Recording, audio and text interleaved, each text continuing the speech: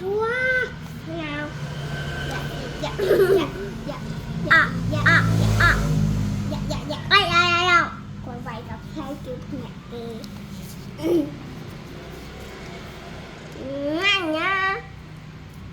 Cô phải ăn đâu không? Anh chạm ăn tim cơ phường bằng.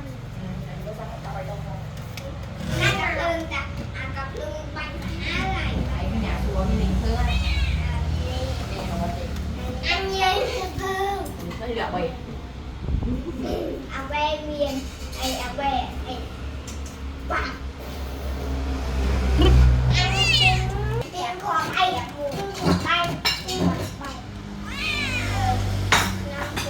Nam Việt Nam ăn miên, à về, cùng chắc gà luôn bạc thịt. Đây ăn tiếng khóa bay, tiếng khóa bay, miên khóa bay thế này.